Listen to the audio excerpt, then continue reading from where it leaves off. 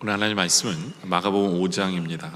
1절부터 8절까지 제가 봉독하도록 하겠습니다. 예수께서 바다 건너편 거라사인의 지방에 이르러 배에서 나오심에 곧 더러운 귀신 들린 사람이 무덤 사이에서 나와 예수를 만나니라. 그 사람은 무덤 사이에 거처하는데 이제는 아무도 그를 쇠사슬로도 맬 수 없게 되었으니 이는 여러 번 고랑과 쇠사슬에 매었어도 쇠사슬을 끊고 고랑을 깨뜨렸음이로라. 그래야 아무도 그를 제어할 힘이 없는지라. 밤낮 무덤 사이에서 산에서나 늘 소리 지르며 돌로 자기 몸을 해치고 있었더라. 그가 멀리서 예수를 보고 달려와 절하며 큰 소리로 부르짖어 이르되 지극히 높으신 하나님의 아들 예수여, 나와 당신이 무슨 상관이 있나이까? 원하건대 하나님 앞에 맹세하고 나를 괴롭히지 마옵소서 하니, 이는 예수께서 이미 그에게 이르시기를 더러운 귀신아 그 사람에게서 나오라 하셨습니다. 아멘. 오늘 말씀은 예수님께서 귀신 들린 사람을 귀신을 내어 쫓아주시는 그러한 장면의 말씀입니다. 그래서 오늘 여러분들과 말씀을 나눌 것은 귀신 들림에 대한 이야기를 좀 나누려고 합니다. 그래서 아까 인사가 좀 이상했죠. 귀신을 하라고 보통 안 하는 인사를 하다 보니까 여러분들도 좀 이상했을지도 모르는데, 귀신 들림에 대해서 우리가 좀 자세히 보도록 하겠습니다. 첫째로는 귀신 들림에 대해서 바로 알아야 될 것이 있어요.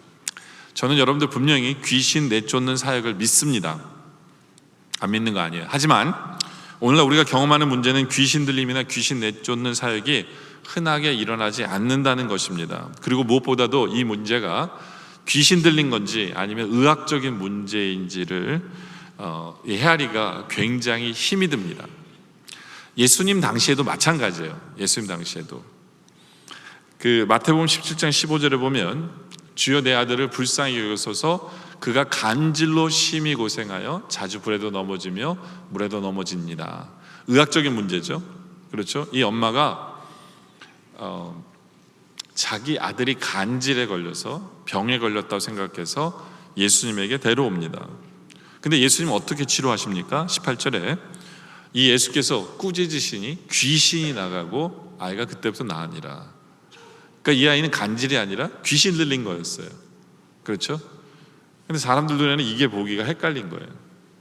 또 반대 케이스도 있어요. 누가복음 13장 11절에 보면 18달 동안이나 귀신 들려 앓으며 꼬부라져 조금 더 펴지 못하는 한 여자가 있습니다. 그러니까 이게 보면 귀신 들린 것 같아요. 근데 예수님 함께 이렇게 딱 예수님 불렀더니 예수님이 뭐라고 하세요? 여자여, 내가 내 병에서 놓였다 하시고, 그러니까 귀신을 내어 쫓아준 게 아니라 병을 뭐 하신 거예요? 고쳐주신 거죠. 그러니까 이건 또 귀신 들린 건 아니었어요. 그렇죠? 네. 마태복음 12장 22절에 보면 그때 귀신 들려 눈 멀고 말 못하는 사람을 데리고 왔거늘. 여러분들 요즘에는 눈 멀고 말 못하면 귀신 들렸다고 보통 안 하죠. 그렇죠? 그렇게 보지 않아요. 근데 그 당시에 그 사람들은 눈 멀고 말을 못하니까 귀신 들렸다고 얘기한 거예요. 귀신 들렸다고 생각한 거예요. 근데 예수님은 어떻게 고치세요? 예수님은 귀신을 내쫓지 않으세요. 그렇죠? 22절에 12절에 보니까 예수께서 보시고 불러 이르시되 여자여, 죄송합니다. 22절에 보니까요, 둘 다 고친 거예요. 그때 귀신 들려 눈 멀고 말 못하는 사람을 데리고 왔거늘 예수께서 고쳐주심에 그 말 못하는 사람이 말하고 보게 된 거예요. 이건 귀신 들린 게 아니었어요. 그냥 병이었던 거예요. 그러니까 그 당시에도 이게 막 헷갈리는 거예요. 이게 병인지 귀신 들린 건지. 이게 참, 제가 여러분들에게 말씀드리고 싶은 게 뭐냐면요, 우리가 정확히 알지도 못하면서 쉽게 판단하지 말라는 거죠. 네. 이게 육체적인 병일 수도 있고요, 귀신 들린 거 있을 수 있어요. 근데 무조건 많은 사람들이요, 막 귀신아 물러가라, 예수 그리스도 이름을 명하니 막 이러면서 그런 일들을 행하는 것을 너무 쉽게 하는 것을 보게 돼요. 특별히 이 정신질환은요, 우리가 살아온 이 한국 땅의 정서로 보면 제대로 이해하지 못하는 경우가 되게 많습니다. 오해도 많아요. 과거 많은 사람들은 정신질환이 다 귀신 때문이라고 생각한 사람들도 있고요, 특히 교회에서. 또 어떤 사람들은, 안 믿는 사람들은 무당에게 데려가서 묶어놓기도 하고, 오늘 본문에도 이 거라사에 귀신 들린 사람은 묶어놨잖아요. 그렇죠? 그러면서 의학적인 치료를 받아야 됨에도 불구하고 치료하지도 않는, 그러니까 이게 헷갈리니까 제대로 된 치료가 되지 못해요. 그래서 우리가 좀 더 정확히 알아야 될 부분들이 몇 가지가 있는데요. 첫째는 뭐냐면 모든 문제의 핵심에 마귀가 있다는 식의 해석은 잘못된 겁니다. 이단이 바로 그렇게 얘기해요. 베레아파는 모든 병에는 귀신이 관여해 있다라고 생각해요. 여러분들 그렇게 생각하면요, 잘못하면 이단이 될 수 있어요. 베레아파가, 귀신론자들이 바로 이단인데 이들이 그렇게 생각해요. 그래서 무조건 다 귀신 들렸다. 그래서 예수님의 이름으로 명하노니, 이렇게 해서 예수님의 이름으로 쫓아내야 된다라고 얘기를 합니다. 근데 예수님도 이게 병인지 아닌지 구분하셨는데요, 베레아파는 무조건 이건 다 병마다 해가지고 다 그냥 귀신으로 치부해 버립니다. 그건 아니죠. 그렇죠? 또 두 번째는 바로 알아야 되는 거, 예수 믿는 사람은 정신질환을 앓으면 안 된다는 잘못된 주장이에요. 그러다 보니까 예수를 믿으면 정신질환이 오잖아요. 그럼 숨겨요. 그러면 이건요, 도와주지 못하면 더 심화시키는 거예요. 더 문제가 되는 거예요. 안 그래도 그 사람은 병에 걸려서 힘들어 죽겠는데 이제는 사람들이 귀신 들렸다고 하면서 더 그 사람을 괴롭게 만드는 거거든요. 그런 행동은 궤변이고요, 독선이고 고집이고 광신이에요. 예수 믿는 사람도 병에 걸릴 수 있어요. 정신질환에 걸릴 수도 있어요. 사도 바울 같은 경우에 보면 육신에 가시가 있었다는데 그게 간질이라고 보는 사람도 있거든요. 그도 아팠어요. 디모데 같은 경우에도 위장병이 있었어요. 과거에 존 윈버라는 목사님 같은 경우는 그 돌아다니는 종합병원이었어요. 병이 많았어요. 예수 잘 믿는다고 해서 안 아픈 거 아니에요. 그건 잘못된 주장입니다. 크리스천 사이언스라는 그 이단들이 하는 주장이에요. 그거는 근본적으로 잘못된 거예요. 굉장히 위험한 발상입니다. 예전에 그 오레곤주에 어느 젊은 부부가 아이가 호흡곤란이 왔는데 엄마는 앰뷸런스를 부르고 싶었는데 아버지가 기도해야 된다고. 그래서 결국은 애가 죽는 일이 있었어요. 질병이거든요. 질병이에요. 그런 일들은 전혀 하나님께 영광도 되지 않고요. 그거는 잘못된 고집이고 오히려 영혼 구원에 도움이 하나도 되지 않는 일들이에요. 그러니까 우리가 그렇게 생각하면 안 되죠. 그렇죠? 이런 문제는 창피한 게 아니에요. 특히 정신질환은 오히려 알려야 돼요. 그래야 그분이 그런 행동을 하는 것을 이해하게 되고 그분을 위해서 기도하게 되고, 그렇죠? 또 벌어질 잘못된 일을 막을 수 있는 그런 일도 있어요. 우리 한국 속담에 병은 알리라고 그러잖아요. 그럴 필요가 있습니다. 그렇죠? 알렸을 때 오히려 약을 먹고 나을 수도 있는 거고요, 치료가 더 잘 될 수도 있어요. 창피한 것이 아니에요.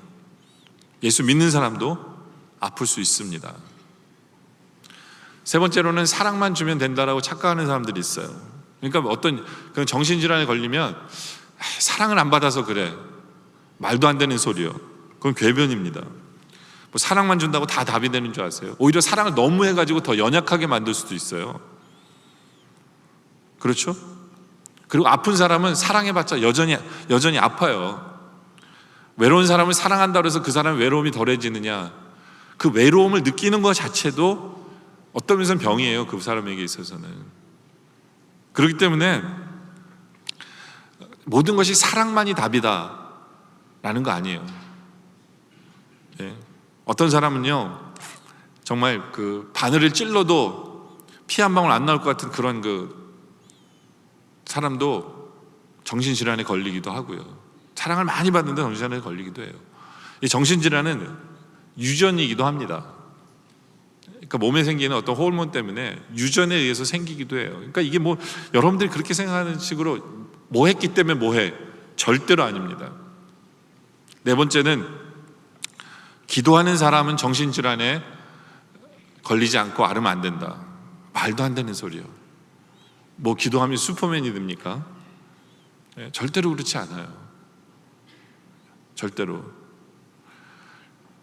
우리 교회 영락의 성도들은요, 좀 이렇게 오픈되어 있었으면 좋겠어요. 정신질환의 앞에서 좀 오픈되어 있었으면 좋겠어요. 치료받아야 되고요, 꼭 받아야 되고, 창피한 것이 아니에요. 여러분들 감기 걸리면 창피합니까? 암에 걸리면 창피해요? 창피한 게 아니에요. 병이에요. 그냥 질병 중에 하나입니다. 치료받아야 돼요. 네. 그 때문에 여러분들이 괜히 몰아가지 마세요. 몰아가지 마시기 바랍니다.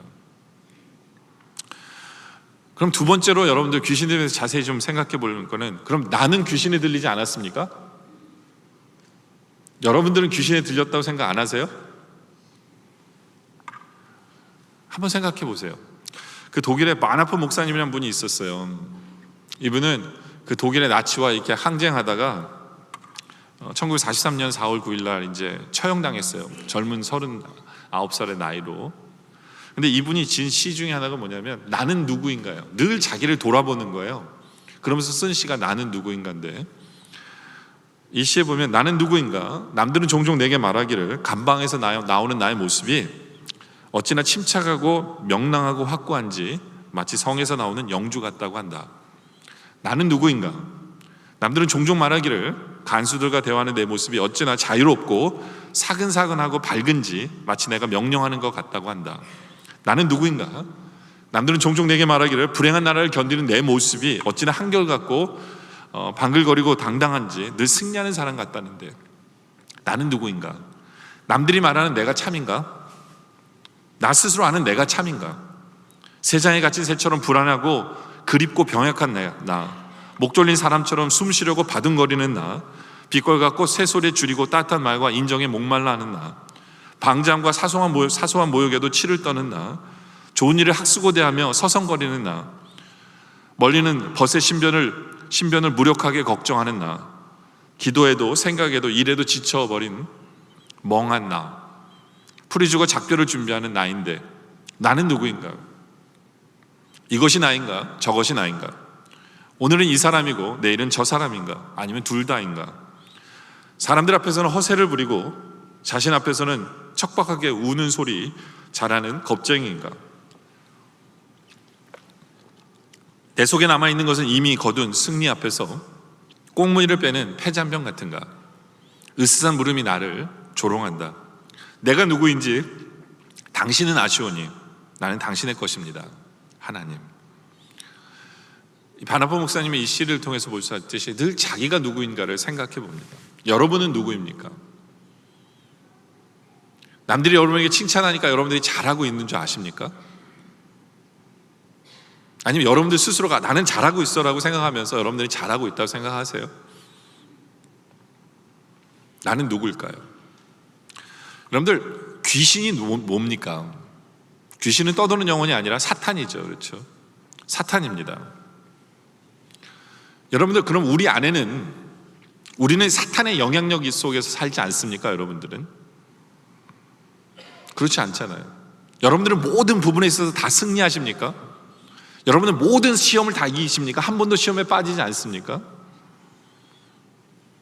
여러분은 사탄의 시험에 빠져요. 여러분은 사탄의 영향력 속에 있어요. 그렇다면 우리는 그 부분에 있어서는 귀신 들린 거 맞잖아요.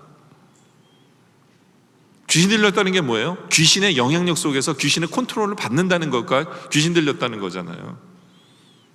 여러분들 지금도 넘어지는 어떤 부분이 있다면 여러분들 그 부분에 있어서는 귀신 들린 거 맞아요.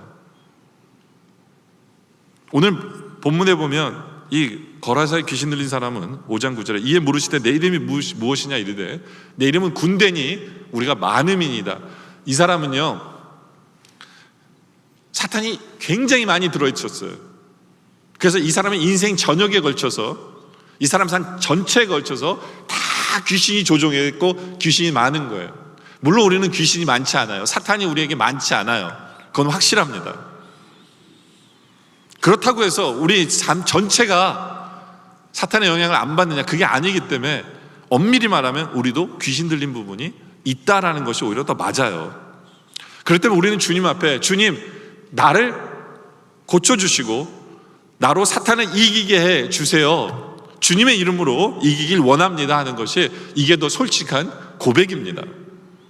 이게 더 솔직한 고백이에요. 여러분들, 예수 믿는다는 게 뭐예요?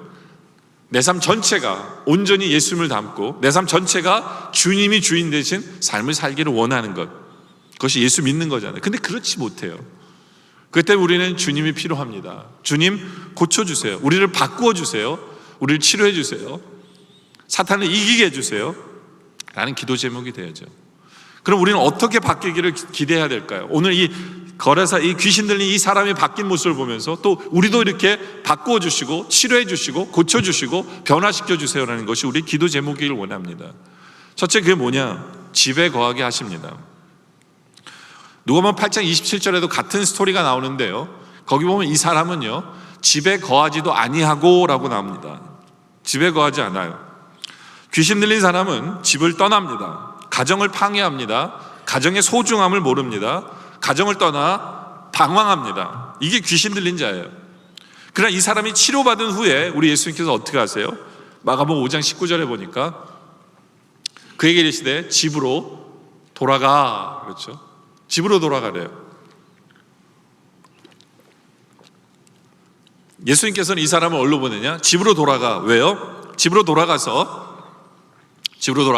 주께서 내가 어떻게 큰 일을 행하사 너를 불쌍히 여기는 것을 내 가족에게 알리라. 우리 주님께서는 이 사람의 가족의 회복을 먼저 챙기세요.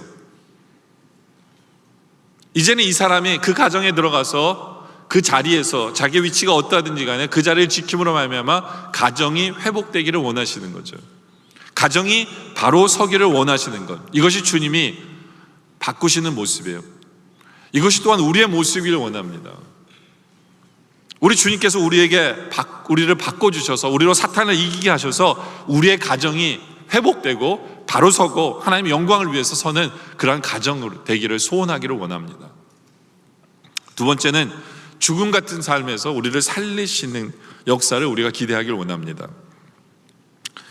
마가복음 5장 2절에 보면 이 사람은 어디에 있었냐면 무덤 사이에서 살았어요. 무덤 사이에서. 그래서 5장 3절에 보면 그 사람 무덤 사이에 거처하는데, 그렇죠? 무덤은 뭐예요? 죽음의 장소입니다. 해골에 집결지고 죽은 자가 갇혀 있는 곳이에요. 정상적인 사람은 가기 싫어합니다. 왜요? 무덤에서는 무슨 생활이 되질 않아요. 보통 사람은 가기 싫어하고 무서워하는 곳이고 절망의 장소예요. 그런데 귀신 들린 사람은 거기 삽니다. 다시 말해서 뭐예요? 죽은 자처럼 산다는 거죠. 그러나 우리 주님께서 어떻게 하십니까? 그를 살리시죠. 그를 살리세요. 그저 그렇게 살리시는 게 아니에요. 그를 통해서 주님의 역사가 드러나게 하세요. 주님의 능력이 나타나게 하시고 주님의 영광의 빛을 발하게 하세요. 바로 그것이 우리의 소원이길 원해요. 주님, 아무렇지도 않은 그냥 죽은 자처럼 사는 내 인생이 이제는 변화돼서 하나님의 영광의 빛을 발하는 그러한 삶을 살아가게 해주세요. 사탄에게 매여있는, 귀신에게 매여있는 나의 삶을 이제는 풀어주셔서 이제는 온전히 주의 영광의 빛을 발하는 그러한 삶을 살아가게 해주세요. 이것이 우리의 소원이길 원합니다. 세 번째로는 우리 주님은 우리의 옷을 입히시는 분이에요. 이것이 우리의 소원 되길 원하는데요, 27절에 누가복음 8장 27절에 보니까 이 사람은요 옷을 입지 아니에요. 옷은 사람의 영광입니다. 옷은 생명의 보존과 생명의 미와 활력의 요소 중에 하나예요. 그런데 귀신은 자꾸 사람의 옷을 벗깁니다. 사람의 수치를 드러나게 하세요. 그러면서도 부끄러움을 모르게 하세요. 이것이 사탄이 하는 일이고 귀신이 하는 일이에요. 근데 요즘 가만 보면요 은근히 벗는 문화인 것 같아요. 벗기는 문화인 것 같아요. 그러다 보니까 타락한 문화, 타락한 사람들, 예? 한번 생각해 볼 필요가 있어요. 너무 벗는 게 아닐까, 우리는. 너무 벗는 게 아닐까. 왜냐하면 요한계시록에도 보면 경고를 합니다. 말세에 대해서 경고를 해요. 요한계시록 16장 15절에 보면 보라 내가 도둑같이 오리니 누구든지 깨어 자기 옷을 지키래요. 좀. 그래서 벌거벗고 다니지 말래요. 그러니까 뭐예요? 종말의 때가 오면 사람들은요 뭐예요? 벗고 다닐 거라는 거예요. 벗고 다닐 거라는 거죠. 그러니까 제발 좀 옷을 지키래요. 지키래요. 그래서 자기의 부끄러움을 보이지 아니하는 자는 복이 있다 그러십니다. 생각해 보길 필요가 있겠죠. 모르겠어요. 저는 어느 정도 벗는 것이 벗는 건지, 뭐 어느 정도 입는 것이 입는 건지는 저도 모르겠지만, 네? 생각은 할 필요가 있을 것 같아요. 네. 근데 이 옷은요, 영광을 상징해요. 영광을. 마가복음 5장 15절에 보면 예수님께서 뭐 하세요? 예수께 이르러 그 귀신 들렸던 자, 곧 군대 귀신 집혔던 자가 옷을 입고라고 나오죠. 옷을 입히시는 주님이에요. 이 성경에 보면 이 옷은요, 굉장히 중요한 것을 상징합니다. 옷은 믿음으로 말미암아 의의 옷을 입히시는 분이죠. 우리는 그 옷이 필요해요. 의의 옷을 입는 것. 또 이 옷은 예수 그리스도의 보혈로 말미암아 입게 되는 깨끗한 보혈의 옷, 성결의 옷, 회개의 옷을 또 상징하기도 합니다. 또 이 옷은 요한계시록에 보면 맑고 깨끗한 생활로 변화된 깨끗게 된 세마포의 깨끗한 빛나고 깨끗한 세마포의 옷을 또 이야기하기도 합니다. 이 옷은 또요, 왕의 예식에 참여하는 예복이기도 해요. 우린 그 옷을 안 입으면 천국 못 가죠. 그렇죠? 그것을 상징하기도 하고, 또 탕자의 비유에 보면 지위를 회복시켜주는 옷이에요. 자기 둘째 아들에게 옷을 입힘으로 말미암아 얘는 내 아들이야, 너는 아들처럼 살아, 자유와 그 신분을 회복시켜주는 옷이기도 합니다. 또 로마서 13장 12절에 보면 밤에 깊고 낮이 가까웠으니 그러므로 우리가 어둠의 일을 벗고 빛의 갑옷을 입자 해서 이 옷은 빛의 갑옷이에요. 이것은 사명의 옷이기도 하고요, 하나님의 영광의 빛이에요. 바로 그런 이 옷을 우리는 입고 다녀야 된다는 거죠. 이 옷을 입기를 사모해야 된다는 거죠.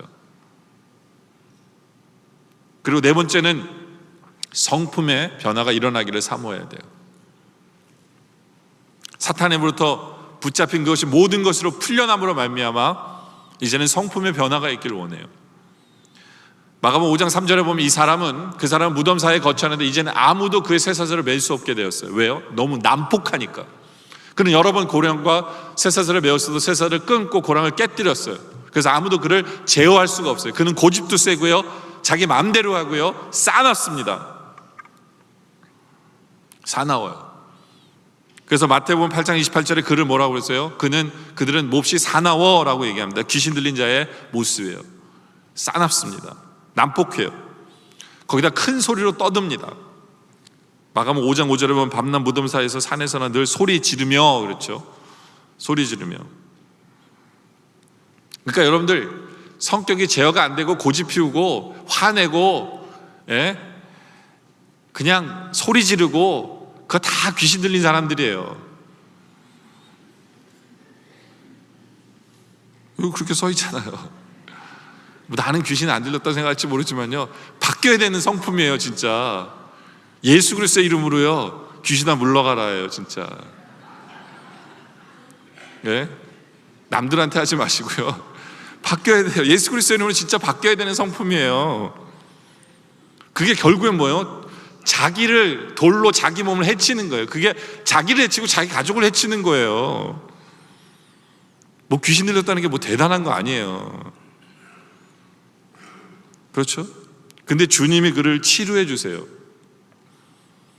치료해 주님 앞에 우리 나가야 돼요. 주님, 저를 고쳐주시고 제 이 못된 성격 고쳐주세요. 주님, 신경질 잘 내고 화내고 내 고집대로 살려는 이 성격 주님 고쳐주세요 해야 돼요. 주님 고쳐주세요.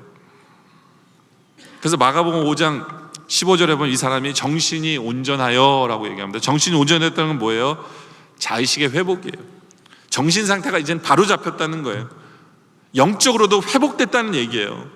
그리고 그 중심이 예수 그리스도를 중심으로 모신 삶이라는 거예요. 그래서 어떻게 합니까? 누가복음 8장 35절 보니까 이 사람이 어떻게 해요? 예수의 발 앞에 무릎을 꿇고 앉았어요. 예수의 발 앞에 앉았어요. 그것이 인간의 최고의 안정된 상태고요, 최고의 행복한 상태예요. 인간이 원래 있어야 되는 그 위치예요. 우리가 회복돼야 되는 모습이 바로 그거예요. 주님 앞에 완전히 순종의 자세, 절대 주님만을 의지하는 자세, 주님만 절대로 신뢰하는 자세, 주님께만 소망을 두는 자세, 이것이 회복된 모습이에요. 이것을 사모해야 돼요. 그리고 이 사람은 주님과 함께 있고 싶었어요. 마가복음 5장 18절에 예수께서 배에 오르실 때 귀신을 던 사람이 함께 있기를 구합니다. 늘 우리는 주님과 함께하는 것, 그 소원이 있는 성도들이 제대로 성도예요. 그렇죠? 이것이 우리의 모습이어야 돼요. 물론 주님이 허락하지 않아요. 너는 가족에게로 가라고 그래요. 왜요? 이 사람은 그만큼 회복된 거예요. 이제는 가족에게 가서 복음을 전할 만큼 회복된 사람이 됐기 때문에 완전한 변화죠. 그렇죠? 여러분들, 우리도 솔직히 귀신 들린 자예요. 사탄의 영향력 속에 있어요. 이제 주님 앞에, 주님 제가 귀신 들렸습니다, 저를 고쳐주세요. 우리의 가정을 저로 말미암아 회복시켜 주시고, 정말 어두운 내 인생이 이제는 주의 영광의 빛을 발하는 그런 제대로 사는 삶이 되게 해주세요. 하나님의 자녀로 제대로 사는 삶이 되게 해주시고, 주의 영광의 옷을 입혀주시고, 의의 옷을 입혀주시고, 거룩한 세마포의 깨끗한 삶의 옷을 입혀주시고, 빛의 갑옷을 입혀주셔서 주의 영광의 빛을 발하는 그 모습, 내 이 모난 이 성격 이제 주님 변화시켜 주셔서 예수님 닮은 모습 되게 해주세요. 이 소원이 있기를 원합니다. 나는 귀신 안 들렸어가 아니에요. 들린 거 맞아요. 변화돼야 돼요. 세 번째로, 우리 모두는 귀신을 몰아내는 사역을 감당해야 합니다. 마가복음 5장 20절에 보니까 그가 가서 예수께서 자기에게 어떻게 큰 일을 행하셨는지를 대가볼리에 전파하니 모든 사람이 놀랍게 여기더라. 이 사람은 자기가 귀신으로부터 노임을 받은 후에 한 일은 뭐냐면 복음을 증거합니다. 자기의 삶으로 간증하고 예수님을 증거하는, 영혼을 살리는 일을 하는 것을 보게 돼요. 이것이 우리의 할 일입니다.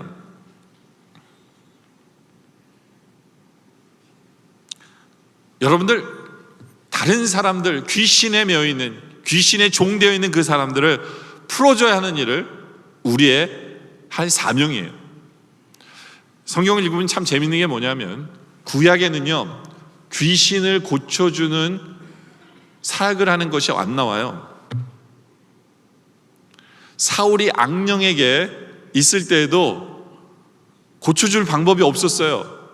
그래서 다윗이 어떻게 합니까? 음악을 틀고 악기를 연주하면서 찬송을 한 것 같아요. 그게 도움이 됐던 것 같아요. 그렇지만 실제적인 귀신을 물리치는 사역이 없어요. 구약에는 없어요. 왜 없었을까요? 근데 예수님이 이 땅에 오시고는, 예수님은 주된 사역 중에 하나가 뭐냐면 귀신을 물리치는 거예요. 도대체 왜 예수님에게는 이게 주된 사역이었을까요? 예수님에게 있어서, 그리고 제자들에게도 신신당부하시죠. 너는 가서 뭐예요? 귀신을 내쫓으라는 사역 중에 하나가 귀신을 내쫓는 거예요. 도대체 이게 뭘까요? 두 가지의 중요한 포인트가 여기에 있어요. 하나는 뭐냐면, 주님을 안 믿는 모든 사람들은 귀신 들린 자예요. 예수를 믿게 해야 된다는 것을 제자들에게 알리시는 거고, 또 하나는 뭐냐면 이제 너희들에게 그 능력이 있다는 거예요. 제자들을 내보실 때 구약에는 없었던 능력이 너희에게는 이제 존재한다는 거죠. 뭐예요? 예수 그리스도의 이름으로 물리칠 수 있어요. 주님을 믿지 않는, 아직도 귀신의 종이 된, 사탄의 종되어 있는 그들에게 우리가 나가서 복음을 증거할 때 우리에게는 귀신을 무찌를 수 있는 능력이 우리에게 주어졌다는 얘기예요. 그래서 주님께서 이제는 하늘에 올라가시면서 승천하시기 전에 마태복음 28장 18절에 이 말씀, 우리가 잘 아는 말씀이에요. 예수께서 나와 말씀하시되 하늘과 땅의 모든 권세를 내게 주셨으니, 주님께서 그 권세가 있으세요. 그러면 너희는 가서 모든 민족을 제자로 삼아 아버지, 아들과 성령의 이름으로 세례를 베풀래요. 내가 너에게 분부한 이 모든 것을 가르쳐 지키게 하라. 볼지어다 내가 세상 끝날까지 너희와 함께 있기 때문에, 능력의 주님께서 우리와 함께 하시기 때문에 우리가 나가서 복음을 증거할 때 우리에게는 그 권세가 있다는 거예요. 예수 그리스도로 말미암아 그 권세가 우리에게 주어졌기 때문에 그것을 사용하라는 거죠. 사용하지 않는 것은, 그것은 불순종이에요. 불충입니다. 구약에 없는 은혜가 우리에게 주어졌어요. 우리에게는 성령의 능력이 우리와 함께 하세요. 그렇기 때문에 이제는 우리는 이길 수밖에 없어요. 귀신을, 사탄을 이길 수밖에 없어요. 예. 이 사람을 동네로 보낸 것처럼 주님께서 우리를 우리의 가정으로, 우리의 동네로, 우리의 공동체로 보내십니다. 가래요.